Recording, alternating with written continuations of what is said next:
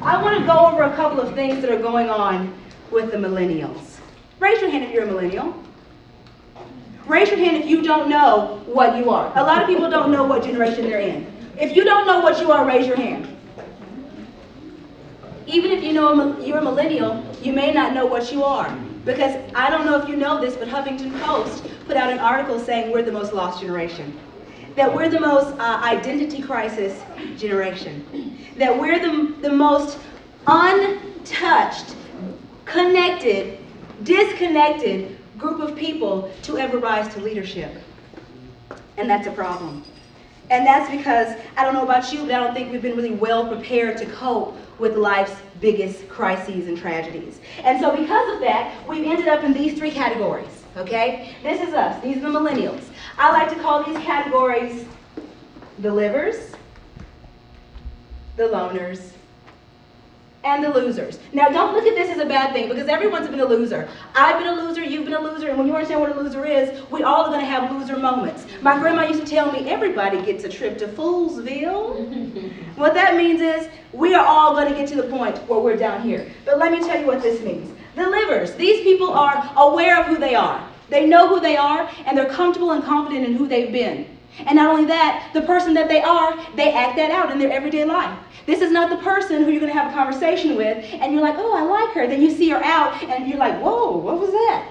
Livers don't do that, because who they are inside is who you see every day. Who I know I am is who I portray myself to be. And I'm going to take the risk that if you don't like that, it's okay, because I'm not going to forfeit my own freedom to make you happy. Therefore, I'm going to be me. That's a liver.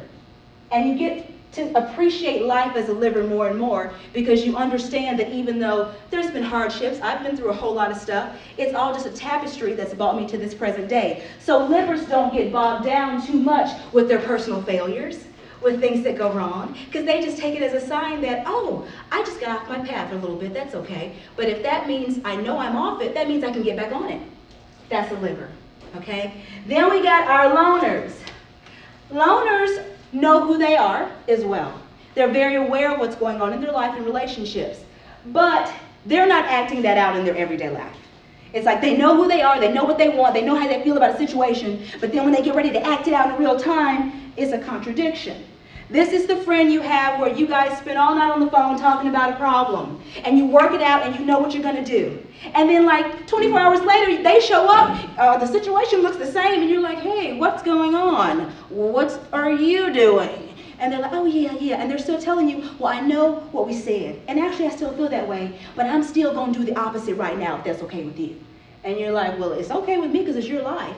But being in that situation for a loner can get very frustrating, because what happens is they're willing to turn their back on themselves for things they think they want. Like relationships, like opportunities in life.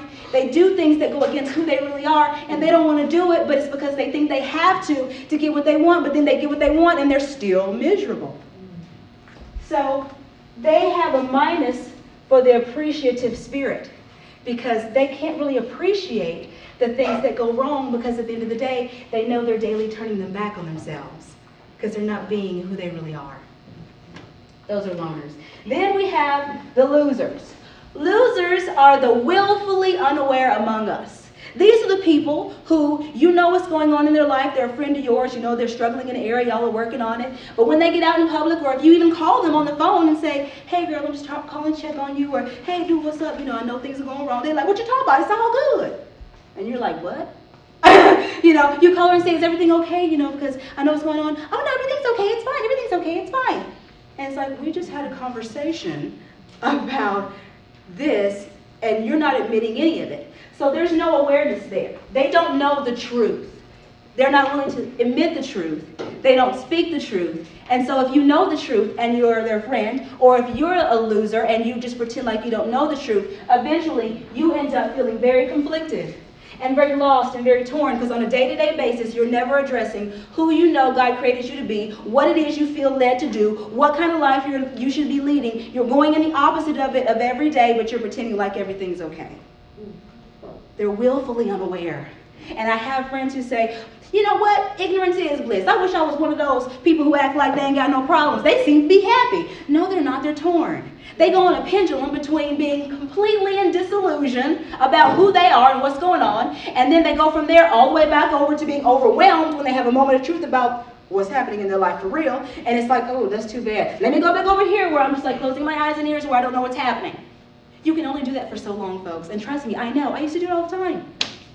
But you can only do that for so long. Run from your problems so long. Run from who you really are so long. So we've all been a loser, and sometimes it's fun. I call it ostrich mode. Just put your head in the sand and go.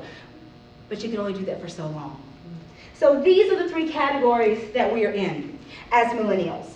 And the thing about it is on tonight, I would like to ask you if you would like to be a liver. So right now, just take 3 seconds and ask yourself, where am I? Who am I? Would I call myself a liver? Am I being who I really am to everybody in my life? Am I going to take the risk to tell the truth about how I feel in a relationship, even if it costs me something? Am I a liver? And if you are, say yeah. But if you aren't, say I can be one though, because now I know what it is. Or are you a loner? Do you know that you're a good person, and do you know you should be making the right choices, and you've actually thought about those choices, and you actually wrote them down, and you actually told your friend or your boy, hey, I'm going to do it today, but I just can't line up with who I am. And that's okay. That's okay, because you can find that path very quickly, and we're going to talk about it in just a minute.